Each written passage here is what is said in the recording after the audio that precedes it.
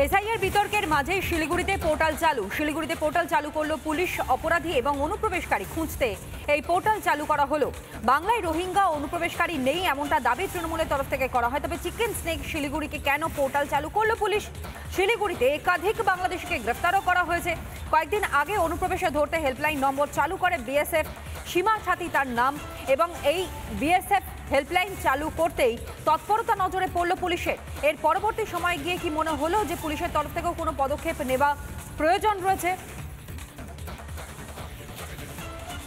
Siliguri police commissioner তিনি কি বলছেন, অন্যদিকে মেয়র গৌতম দেবের বক্তব্য আপনাদের সামনে তুলে ধরে শুনুন। অনেকটা একটা শর্টফল ছিল, এটা সেজন্য আমরা একটা ভেরি ইজি ইউজার ফ্রেন্ডলি একটা অ্যাপ করেছি। এটা অ্যাপের মধ্যে এটা জাস্ট দিয়ে এটা যারা টেনেন্ট আছে এটা ওদের নাম আর ওর মধ্যে অ্যাপের মধ্যে একটা ছবি তুলতে পারে, প্লাস ওদের আধার কার্ড আর ভোটার আইডি এটাকে আপলোড করতে পারে, আর ফোন নাম্বার, এই ডেট থেকে ডেট এই জায়গাতে কারাগার এসেছিল। আমরা একদম একটা বাটন টাকলে আমরা পুরো চলে আসবো, সেই জন্য করেছি। ক্রিমিনাল অ্যাক্টিভিটি ছাড়া আমরা আউটসাইড থেকে লোক আসতে পারে না, বা অন্য দেশ থেকে অন্য দেশ বা ভিন্ন রাজ্য থেকে ভেরিফাই করবে। কারণ দেখো আমার তো মানে টুরিস্ট জায়গা আছে, অনেক বাড়িতে মানে এরা এখন মানে শুরু করছে আপনার হোমস্টে গুলো আগে ছিল না এর মধ্যে, কিন্তু আমরা সব হোমস্টে এর মধ্যে আসতে হবে। এরপর যারা হোমস্টে চালাচ্ছি ওরাও থাকবে, যারা এটাকে ভায়োলেট করবে না পুলিশ উল্টে আছে, মানে পুলিশের নজরদারি থাকবে। এটা টেনেন্ট ইনফরমেশন পোর্টাল চালু হলো, এবং এটা আমরা শিলিগুড়ি পুলিশ কমিশনারেট এই কাজটি করেছেন। এবং এখানে কারা আসছেন কারা থাকছেন তার একটা সম্মিলিত তথ্য একটা ভান্ডার থাকা দরকার। তার জন্য একটা ইউজার ফ্রেন্ডলি খুব সুন্দর একটা পোর্টাল করেছে। তার একটা ইন্টারনাল একটা সিকিউরিটির ব্যাপার, সেটা তারা তাদের মতো করে তথ্য আদান প্রদান করেন। এই তথ্যটা সংগ্রহীত হওয়া দরকার। একটা ম্যান্ডেটারি প্রভিশন আমরা নোটিফিকেশন করব এবং মানুষকে এটা সচেতন করে এর মধ্যে ইনভলভ করব। বিলম্বিত বোধোদয় কার্যত তৃণমূল কংগ্রেস শুধু না, একই সঙ্গে শাসক দলের যারা প্রশাসনিক আধিকারিকরা রয়েছেন তাদের। আর এই মুহূর্তে আমরা যোগাযোগ করতে পেরেছি শিলিগুড়ি বিজেপি বিধায়ক শঙ্কর ঘোষের সঙ্গে। শঙ্করবাবু, আচমকাই শিলিগুড়িতে পোর্টাল চালু করা হলো রাজ্য পুলিশের পক্ষ থেকে, কিন্তু এর আগে তো বিএসএফ এর তরফ থেকে ইতিমধ্যে হেল্পলাইন নম্বরও চালু করা হয়েছে, এমনকি সীমা সাথী প্রকল্পের ঘোষণাও করা হয়েছে। সেটা দেখেই কি এবার রাজ্য পুলিশে তারাও এই পদক্ষেপ নিল?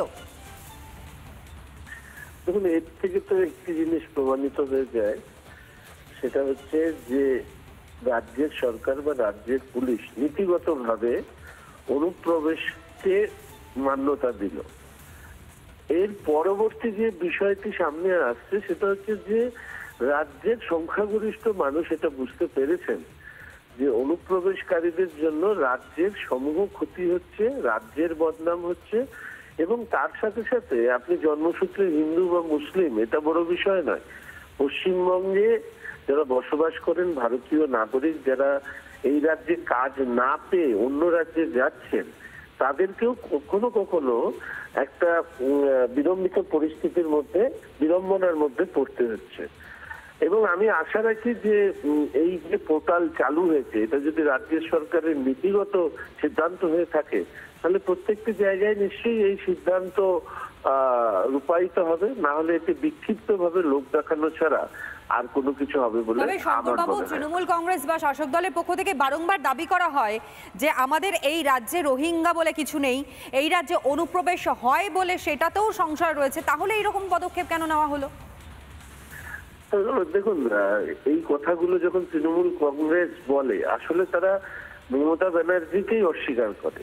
কারণ এই রাজ্যের মুখ্যমন্ত্রী একসময় লোকসভায় কাগজ ছুঁড়ে মেরেছিলেন অনুপ্রবেশকারীদের প্রশ্নে, রাজ্যের মুর্শিদাবাদ, মালদা ইত্যাদি অঞ্চলে অনুপ্রবেশ নিয়ে। আসলে তৃণমূল কংগ্রেসের কোন কথার গুরুত্ব দেবেন, কোন কথার গুরুত্ব দেবেন না, এটা বোঝা খুব মুশকিল। যে মমতা ব্যানার্জি সিপিএম এর বিরুদ্ধে অনুপ্রবেশের কথা বলে লোকসভায় সরব হয়েছিলেন, সেই মমতা এবং সিপিএম একসাথে অনুপ্রবেশকারীদের রক্ষা করতে রাস্তায় নেমেছে। ওই যে কথাটা বলা হয়, সত্য সেলুকাস কি বিচিত্র এই দেশ, মমতা আর সিপিএম কে দেখলে সেটা বোঝা যায়। বেশ, ধন্যবাদ জানাই শিলিগুড়ি বিজেপি বিধায়ক, তিনি এই মুহূর্তে আমাদের সঙ্গে ছিলেন।